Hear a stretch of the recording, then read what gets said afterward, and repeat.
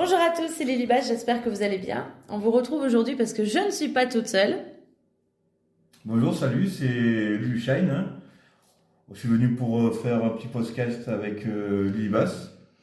On va faire sur ces podcasts en duo, parler entre nous. Vraiment, c'est le téléphone est posé entre nous et on va aborder nos visions sur la façon de se remettre en question, sur des sujets aussi qu'on prendra au fur et à mesure. On peut piocher dans les questions, vous pouvez nous poser des questions sur les sujets que vous aimeriez qu'on aborde. Comme ça, vous pourrez voir aussi les différents aspects en fonction de chacun. Aujourd'hui, dans cet épisode, on va parler de la remise en question, de comment est-ce que ça peut être vécu par les personnes, de comment est-ce que nous, on le vit aussi en tant que coach, comment est-ce que on le pratique en tant que coach, puisque c'est très différent la façon de faire. Et on échange vraiment nos points de vue. Ces podcasts, c'est vraiment entre nous, c'est vous rentrer un petit peu dans nos discussions. Alors, bienvenue, et on y va. La remise en question. Ben ouais, la remise en question, je pense que c'est quand même fondamental, c'est important pour chaque individu. On doit, dans la vie, à un moment donné, sur ce qui nous arrive, des fois, les aléas de la vie, se positionner, dire et voir des fois avec des trucs qui n'ont pas marché et se dire qu'est-ce qui s'est passé. Donc, plutôt que continuer à agir de la même façon sans avoir de but, la remise en question, c'est important parce que ça permet d'analyser ce qui s'est passé jusqu'à maintenant et de pouvoir voir si ça a été bien ou pas bien et de se projeter sur d'autres voies si ça. Donc c'est important dans la vie. Je crois que c'est la remise en question, elle doit nous accompagner tout au long de notre vie. Moi, c'est la façon dont je vois les choses. Tout à fait, je suis complètement d'accord avec toi. Et c'est vrai que la remise en question, pour moi, c'est une espèce de pratique un petit peu au quotidien. Après, c'est vrai que c'est difficile parce que très souvent, c'est parce qu'on a des tas de choses qui nous arrivent dans notre vie qu'à un moment, on va se remettre en question. Ah oui. Celui qui n'y arrive à rien, il ne posera pas de questions. Ça serait bien quand même. Non, pour le coup, il m'est rien arrivé, je me sens bien, tout va bien, mais de quoi vous me parlez? Mais j'explique un truc. Moi, je pense que si t'es rien arrivé dans ta vie, c'est là que tu devrais te poser des questions et te remettre en question aussi. Donc, quoi qu'il arrive. Il y aura un problème, il y aura un gros déni. Voilà, non, c'est important. De toute façon, je pense que on vit plus sereinement et plus apaisé quand on a analysé les choses et qu'on a su changer pour aller dans une meilleure direction. Parce que c'est comme ça, c'est que si jamais tu te poses pas de questions, tu agis tête baissée, que pour toi il y a pas de remise en question, pour toi il y a pas de truc, c'est comme ça que je fais, donc c'est comme ça, c'est pas autrement. À un moment donné, ça va forcément coincé. Ah oui. Quelque part. Parce que moi, je pense qu'on avance plus sereinement et on avance mieux quand on prend le temps aussi des fois d'analyser ce qu'on fait et de pouvoir savoir ce qui a été bien fait et ce qui a été mal fait. En gros, voilà, c'est vraiment la base quand on parle de remise en question, c'est ça. Parce que quand on voit ce qui a été bien fait, on peut continuer dans cet axe-là. Ce qui était mal fait, on dit ça n'a pas été bien. Je vais quand même. Je pense que j'aurais peut-être fait autrement, et puis donc on change de cap, mais changer de cap, ça ne veut pas dire que c'est peut-être pas mieux. Mais c'est pareil. C'est pareil, c'est peut-être différent, mais c'est pareil. En prenant une autre voie et ça ne marche pas non plus, on se remettra encore en question et voir.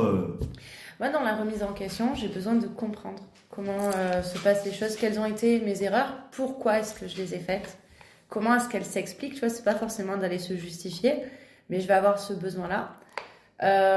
Et après, c'est d'aller tester des choses, mais forcément qui sont en accord aussi avec mes valeurs. Mes valeurs, par exemple, ça sera peut-être pas les mêmes que celles d'autres personnes.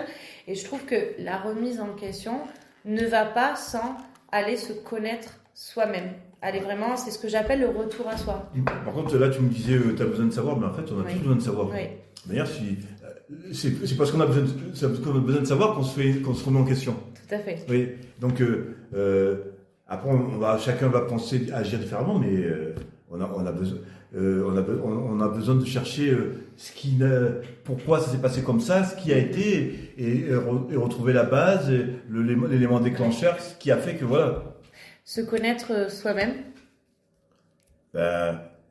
C'est bien.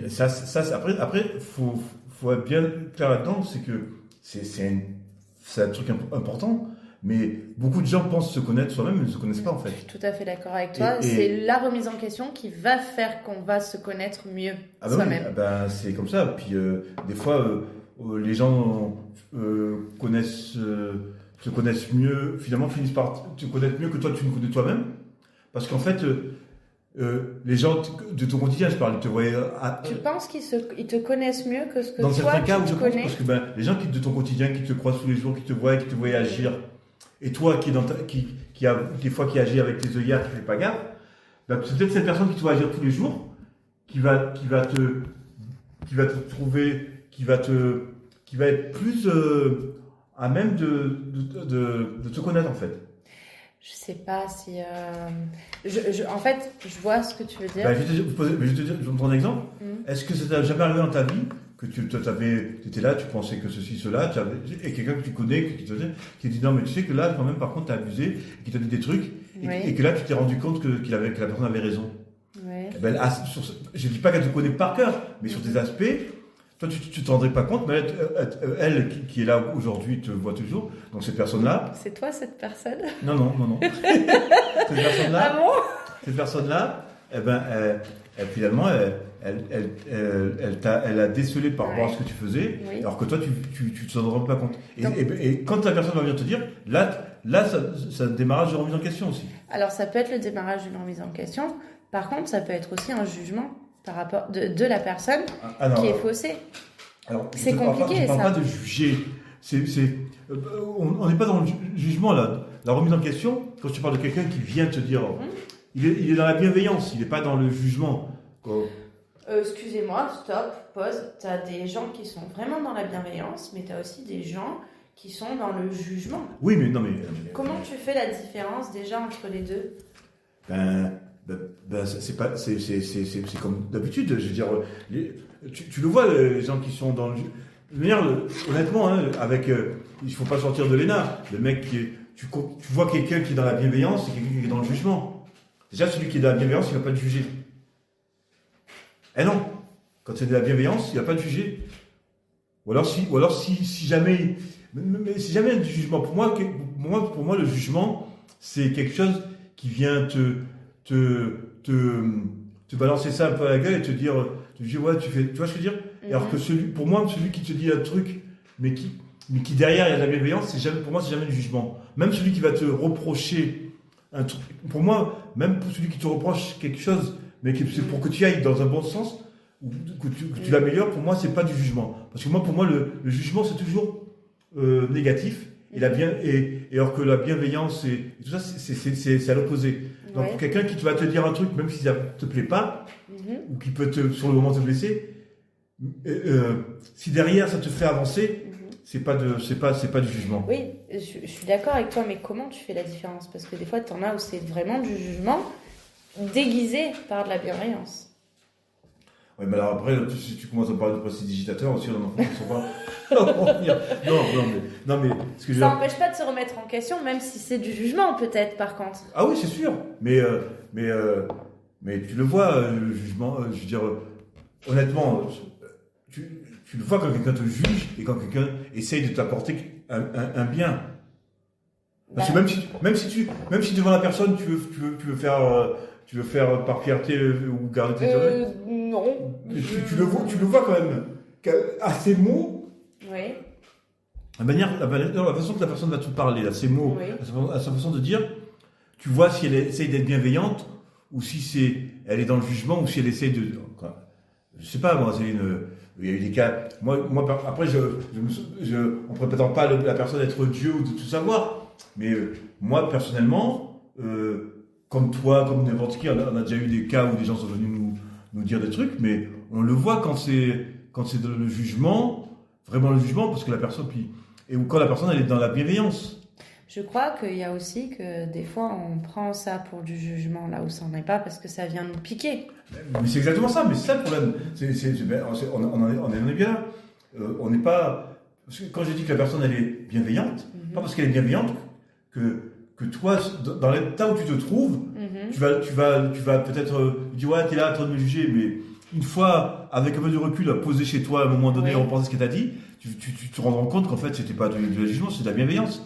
Après, il y a quand même beaucoup de jugements aussi. Et donc, peut-être qu'il y a un questionnement à se faire quand tu es dans la remise en question. C'est aussi de se faire une remise en question pour soi, mais aussi de se faire une remise en question sur son comportement par rapport aux autres. Je te donne l'exemple du jugement où, par exemple, c'est quelque chose de souffrant des fois de vouloir avancer et de faire face au jugement des autres. Et en fait, quand tu travailles ça justement en coaching thérapie, tu t'aperçois que très souvent tu souffres du jugement des autres parce que toi-même tu peux poser un jugement sur les autres. Et là où tu vas venir avec parfois des choses empreintes de bienveillance, en fait tu t'aperçois que derrière cette bienveillance et cette bonne volonté, il y avait un jugement. Et au final, c'est est-ce que on vient pas aussi aider peut-être les gens ou donner des conseils en tant que personne, je parle pas au niveau du coaching thérapie où là c'est vraiment en séance.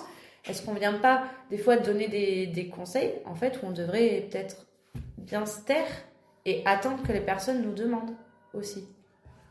Ben non, si tu es bienveillant, que tu veux aider la personne, Ouais. pour moi, c'est mon avis, si tu attends que la personne vienne te voir, si elle vient jamais te voir, tu seras là en train de la regarder faire et tu feras rien. Moi, je pense qu'être bienveillant, c'est aussi savoir aller voir la personne et lui dire. Après, la personne ne veut pas t'entendre et Ouais. elle est bornée. Tu auras fait ce que tu penses et après, chacun Ouais. fait comme il veut. Mais si tu fais rien, Ouais. après, moi, je suis personnellement que le but, c'est d'aller voir la personne et lui dire, tu sais, à mon avis, voilà, parce que tu veux être. Tu irais faire les choses. Voilà. Alors, du coup, je trouve qu'on soulève un vrai sujet et que c'est un sujet qu'on va avoir en séance. Tu as déjà peut-être dû l'avoir en séance, ce problème des jugements. Moi, je sais que c'est un problème que j'ai très souvent, que je relève très souvent dans les séances de coaching thérapie. C'est des personnes qui vont pas oser avancer parce que le jugement des autres ou qui vont se retrouver extrêmement blessés parce que le jugement des autres. Et où en fait il y a une question, c'est est-ce que c'était un jugement, est-ce que c'était de la bienveillance? Des fois ça peut être aussi un petit peu des deux, c'est comment est-ce que c'est reçu. Et je pense que ça serait intéressant que vous nous disiez en commentaire comment est-ce que vous vivez les choses, comment est-ce que vous faites le distinguo entre le jugement et ce qui est de la bienveillance. Est-ce que des fois vous avez été faire preuve de bienveillance et au final on vous a accusé de jugement aussi, ou l'inverse et ce genre de choses? N'hésitez pas à nous dire en commentaire ce que vous en pensez et comment vous le vivez. Bah après, de toute façon, c'est pas une science exacte dans ce sens. C'est-à-dire que par là Oui. que de toute façon, il y aura toujours un moment où tu voudrais être bienveillant, on te mettra dans le jugement. Tout à fait. Et il y a toujours un moment où il y aura des gens qui seront plutôt dans le jugement. Et quelqu'un peut le prendre pour la bienveillance, il dit il a peut-être raison. Et Oui. on n'est pas, c'est pas une science exacte. Tout à fait. Donc voilà, mais bon, je pense que il faut savoir, pour ça, il faut savoir allier la chèvre et le chou et savoir faire un peu, Oui. au fil du temps, faire un peu la différence. Mais bon, c'est sûr que c'est jamais évident. Déjà, si on arrive par soi-même, par les actes de chacun d'un côté, à se remettre en question, Oui. après, on sait, la vérité de chacun, elle est propre à chacun. Donc, déjà, d'analyser ça et de pouvoir réfléchir, après, chacun après décidera comme il veut agir et réagir. De tout, c'est de changer les choses, en fait. Oui, de changer à partir du moment où on sent un inconfort dans sa vie, de pouvoir aller changer les choses, de pouvoir justement se remettre en question. Alors l'inconfort, il peut être plus ou moins gros, plus ou moins dévastateur aussi. Après, alors on était sur la connaissance de soi et où du coup tu disais que des fois il y a des gens qui te connaissent mieux. Moi ce que je pense c'est que peut-être des gens ils éclairent des aspects de toi où ils voient ces choses-là que toi-même tu ne vois pas et justement se remettre en question permet de prendre ça en compte. Ouais, c'est un peu ça. Après, c'est pas je pense que moi je pense que c'est quand on dit que la personne ne voit pas, non, c'est pas qu'elle voit pas. Je pense que je dis bien consciemment, elle s'est mis des œillères là-dessus parce que on peut pas dire qu'elle voit pas parce que quand Si elle a des œillères, elle voit pas. non, non, voilà. Fais de l'humour, allez. Non, ce que je veux dire par là, c'est que quand la personne vient te mettre devant ce fait-là et te le dire et que tu arrives à y prendre une prise de conscience, c'est quelque part, c'est que tu n'étais pas si aveugle que ça, c'est que si ce qu'elle te dit quelque chose, c'est que quelque part tu le savais, donc c'est pas que tu le vois pas, tu le sais, mais quelque part ton cerveau l'a mis un peu de côté. Ça s'appelle le déni. Bah oui, aussi. Ouais. Et il y a du déni, alors je vais prendre, il y a du déni chez tout le monde. Et justement, d'aller dans la remise en question et d'aller vers la connaissance de soi, ça nous permet de prendre donc ces zones de déni. C'est aussi souvent des zones d'ombre. C'est oula, je vais pas trop éclairer ça. Et c'est les gens autour de nous qui nous mettent ça en lumière aussi. Et alors du coup, il y a ce qu'on vit au contact des gens autour de nous, et il y a le travail qu'on va faire en coaching thérapie, où là, en coaching thérapie, on va aller quand même cibler les choses. Oui. Moi, j'utilise beaucoup le vécu des gens dans leurs expériences. Tiens, qu'est-ce que tu as vécu, pour qu'on puisse justement l'utiliser et dire, tiens, qu'est-ce qui s'est passé dans cette situation, qu'est-ce que ça met en lumière. Mais de toute façon, c'est la base même. Hein. Genre, je pense que de toute façon, le vécu, c'est important pour pouvoir avancer. Oui. Tu sais, j'aime pas prendre les exemples, mais parce que c'est ce que moi je suis pas trop. Mais il y a une phrase qui revenait souvent, qui disait d'un certain dont je tairai le nom, qui disait que les erreurs commises sont des leçons apprises. Et des fois, le fait de pouvoir faire une prise de conscience et de cibler ses erreurs, ça nous permet d'avancer différemment. Tout à fait. Il y a une phrase aussi qui dit un petit peu dans le même genre, c'est pas on gagne ou on perd, c'est soit je gagne, soit j'apprends. Ouais. Au final, il n'y a pas vraiment d'erreur. Ça c'est par contre c'est Mohamed Ali, ça. Peut-être, je ne sais rien du tout, du coup. Il disait ça, en tout cas lui il a dit souvent, Mohamed Ali, qui disait que dans la vie, c'est pas comme ça qu'il a tourné d'une façon différente, mais il a dit on perd pas dans la vie. C'est soit on perd pas, il a dit c'est soit on gagne, soit on apprend, un truc comme ça. Mais il y a vraiment quelque chose par rapport à ça, et la remise en question, elle se joue sur plusieurs facteurs. Toi, du coup, dans coaching thérapie, dans ton approche, donc c'est aussi dans comment est-ce que tu le fais pour toi, si j'ai bien compris.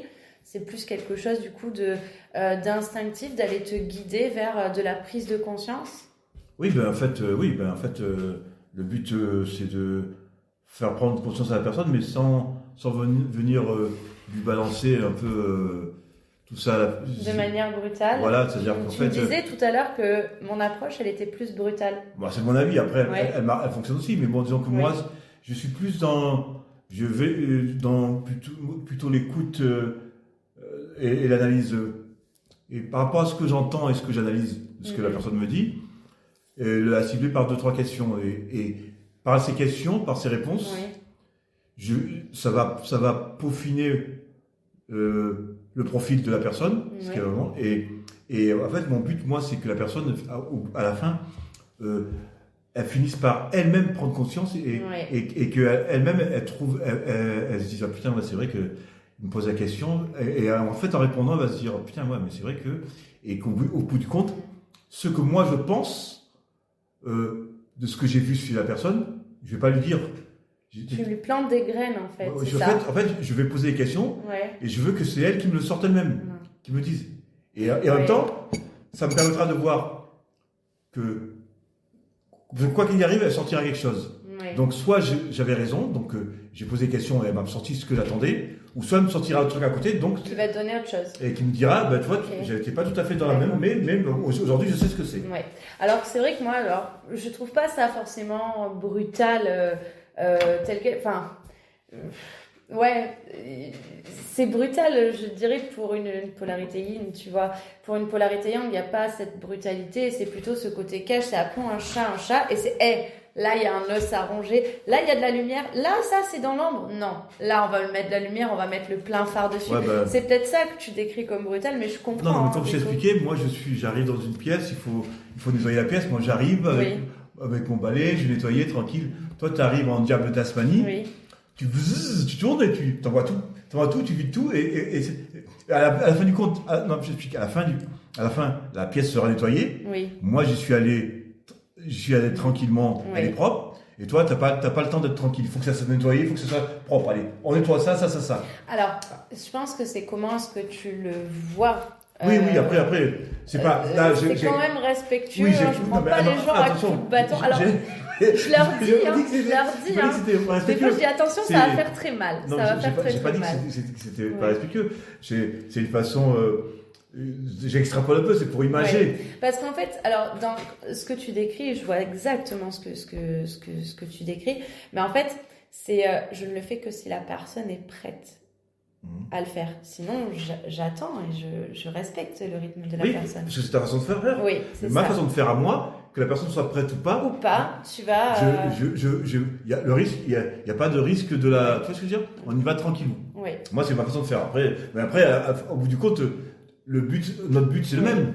Ouais. Mais c'est des approches différentes. Voilà. Mais je pense du coup que c'est là que notre force à tous les deux, dans Harmonie de l'être, c'est de pouvoir créer justement cette synergie-là et de pouvoir, en fonction des besoins de la personne, à un moment donné, on peut avoir peut-être besoin d'un peu plus de douceur et plus de respect dans le cheminement, ou à un moment, on va peut-être avoir besoin de la méthode un petit peu coup de bâton, là, il y a ça et c'est pas ok, on va pas le laisser passer. Après, les choses, quand elles sont claires, je le dis aussi, hein, ne crois pas que moi, les gens viennent chez moi, quand je les reçois en séance, je suis pas avec la cajoline, hein.